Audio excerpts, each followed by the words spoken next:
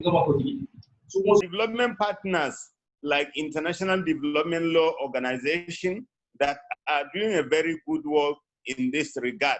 So the prospects are many, but nobody will deny the fact that there are challenges.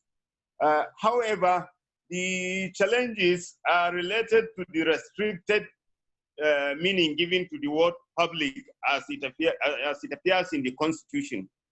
And then maybe the issue of access and the issue of failure of technology.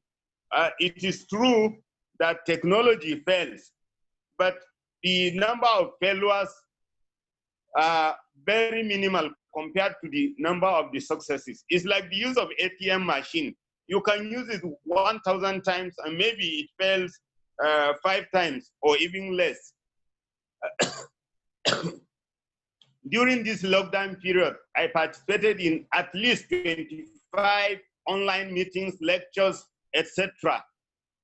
Even the day before yesterday, I participated in a conversation organized by the Almajiri Child Rights Initiative with almost 800 participants from across the world, including the governor of Gombe State, and 4,000 persons viewed it on Facebook.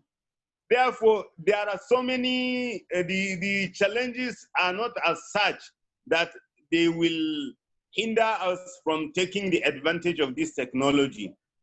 All the Supreme Court cases that are cited by those who have the fear that if cases in which virtual proceedings were conducted rise to the Supreme Court, they will be set aside. They gave cases which I mentioned in my presentation, which will be shared. All those cases were not decided on virtual proceedings.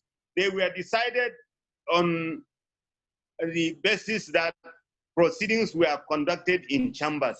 And for that reason, the Supreme Court set them aside. The whole essence of having public hearing for which proceedings in chambers are seen not to meet is that if a person, it is natural for human beings that if a person will do anything properly, he will not hide it. So that is why proceedings should be conducted in public.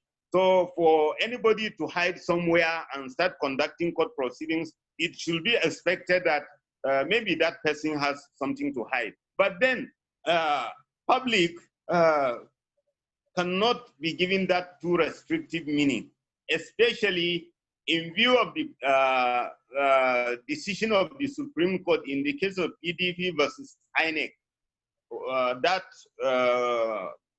Adamawa State case in which the Supreme Court, if I can quote, the then CJ and Justice Weiss had this to say on the meaning of die or death.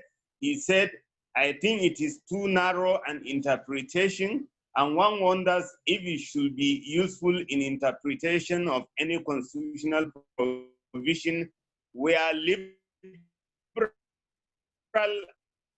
and narrow a rule. He further stated that I find one common denominator for all situations of death, resignation, impeachment, permanent incapacity, or removal for other reasons. The common denominator is unavailability to be sworn in. It is for this reason that the Supreme Court held that, therefore, the resignation of Alhaji Atiku Abubakar before his swearing in was